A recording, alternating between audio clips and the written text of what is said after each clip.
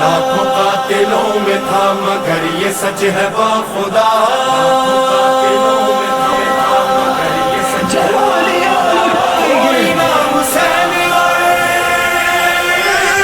خدا کے درمیان تھا،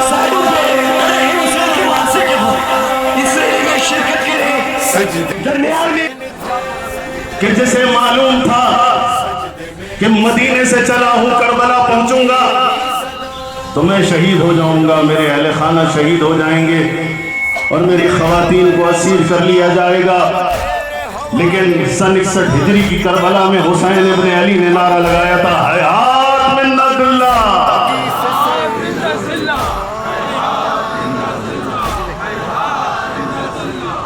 اگر اسلام ختم ہونا ہوتا تو کربلا میں ختم ہو چکا ہوگا۔ حسین ابن علی سے بڑھ کر کسی کا مقام نہیں، یا رسول اللہ ہے یا ائمہ ہے۔ زان گرامی اسلام اتنا عزیز ہے کہ اس پر رسول اللہ بھی قربان ہے، علی بھی قربان ہے، فاطمہ الزہرا بھی قربان ہے، حسن و حسین بھی قربان ہے۔ اسلام اتنا عزیز ہے کہ جس کی خاطر نبی کی نواسیاں ہاتھوں میں رسن بندنا قبول کرتی ہیں، رہبر کے چلے جانے سے اسلام ختم نہیں ہو گیا، خامنائی کا خدا زندہ ہے، خامنائی کا دین زندہ ہے، خامنائی کی آئیڈیالوجی زندہ ہے، خامنائی کا مشن زندہ ہے۔ اور یہاں جتنے ہمارے جوان بزرگ بیٹیاں یہاں موجود ہیں، ان کی آنکھوں میں وہ چمک موجود ہے جو بتلا رہی ہے جب تک امریکہ کا خاتمہ نہیں ہو جاتا، اسرائیل کا خاتمہ نہیں ہو جاتا، ہماری یہ جد و جہد جاری رہے گی۔ بولو میرے ساتھ ہو یا نہیں ہو، لبیک یا حسین۔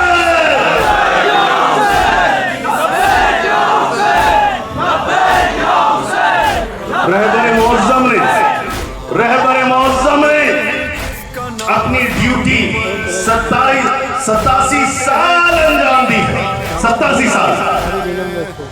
بالآخر انہیں اس دنیا سے جانا ہے، لیکن بہترین موت کا انتخاب کیا ہے، بہترین وقت کا انتخاب کیا ہے۔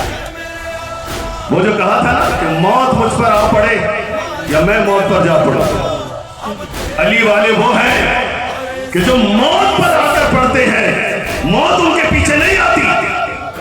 علی خامنائی موت کے پیچھے گیا ہے، شہادت کے پیچھے گیا ہے، تاکہ اسلام کو دوبارہ سے زندہ کر دے، اسلام کو دوبارہ سے جلا دے۔ آج امت اسلامیہ میں ایک نیا ولولہ ایجاد ہو گیا، ایک نئی روح ایجاد ہو گئی۔ امریکہ اور اسرائیل کے خلاف نئے جذبے اور ولولے جنم لے رہے ہیں، امت مسلمہ ایک ہو چکی ہے۔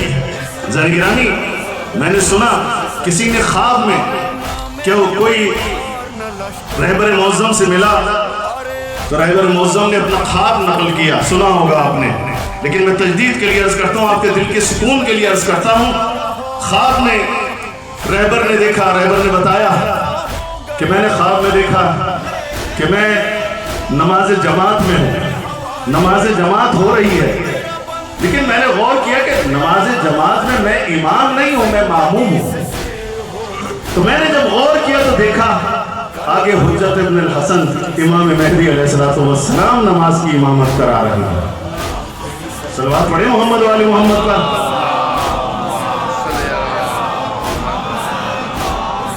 جب نماز ختم ہو گئی، میں امام حجت کے پاس گیا تو امام نے عرض کیا، امام نے فرمایا کہ اے خامنائی، اب تمہاری معمولیت، تمہاری ڈیوٹی ختم ہو چکی ہے، اب تمہیں خدا کی بارگاہ میں پہنچنا ہے، اب کسی اور نماز کو سنبھالنا ہے۔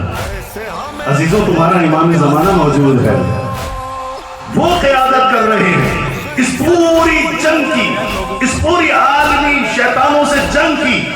اس وقت جو کمانڈ ہے وہ خود امام زمانہ علیہ السلام کے پاس ہے۔ اطمینان رکھو۔ لہذا میں زیادہ وقت نہیں لینا چاہتا، پاکستان کے اندر ہمیں اپنی صفوں کو منظم کرنا ہے، ہمیں جو بھی رہبر کے پیروکار ہیں، آج تو سب رہبر کے پیروکار ہیں، جو غلط فہمیاں تھی وہ دور ہو چکی ہیں. میں آپ سے دسترسہ گزارش کروں گا, ہمیں منظم ہونا ہے, متحد ہونا ہے, اپنی طاقت کو یکجا کرنا ہے. ہمیں آپس میں ایک محاذ بن کر, سیسا پلائی ہوئی دیوار بن کر انشاءاللہ امریکی عزائم سے ٹکرانا ہے. اور میں پاکستانی حکومت سے بھی کہنا چاہتا ہوں, جو کچھ کراچی میں ہوا, جو کچھ اسلام آباد میں ہوا, جو کچھ گلگت بلتستان میں ہوا, اس سب کی ذمہ داری تم پر عائد ہوتی ہے. تمہیں کس نے حق دیا ہے کہ سروں پر اور سینے پر گولی مارو؟ کس نے تمہیں حق دیا ہے؟ جب یہاں پر روکنے والے موجود تھے تم نے کیوں شیلنگ کی؟ چلو شیلنگ کر لیتے, لاٹھی چارج کرتے, تمہیں گولی چلانے کا کس نے حق دیا تھا؟ افسوس کا مقام ہے تم نے اس طرح سے کنٹینر لگائے ہیں چاروں طرف سے جیسے بھارت حملہ کر رہا ہے.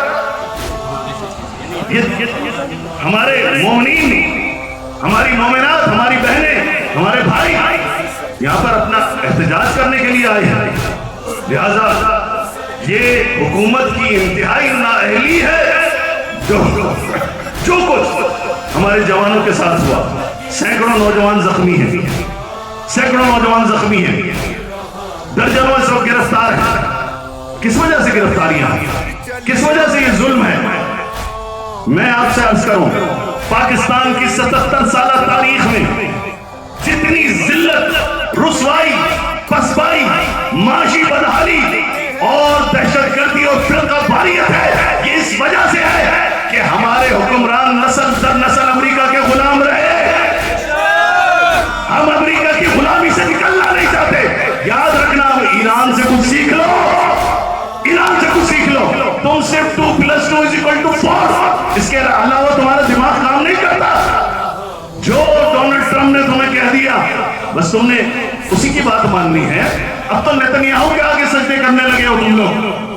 کتنے خباثت ہے وہ پاکستانی عوام جو امریکہ اور اسرائیل سے نفرت کرتی ہے. آج تم پاکستانی عوام کی خواہشات کے برخلاف پیس آف بورڈ کا حصہ بنتے ہو. جو ڈونلڈ ٹرمپ کا پیس آف بورڈ ہے, جو نیتنیاہو کا پیس آف بورڈ ہے, جس کے خلاف فلسطینی عوام ہے. فلسطینی عوام نے کہہ دیا ہم اس پیس آف بورڈ کو نہیں مانتے. اس کے باوجود تم لوگ پیس آف بورڈ سے پیچھے ہٹنے کے لیے تیار نہیں ہو. میں بتانا چاہتا ہوں کہ رہبر کی شہادت کے بعد اب پاکستانی قوم کے اندر جذبہ اور بیدار ہو گیا. امریکہ کے خلاف نفرت اور اسرائیل کے خلاف نفرت میں اور زیادہ اضافہ ہو گیا. میں آپ کو بتانا چاہتا ہوں پیس آف بورڈ سے تمہیں پیچھے ہٹنا پڑے گا, ورنہ پاکستانی عوام تمہیں اقتدار میں نہیں رہنے دے گی. لبیک یا حسین,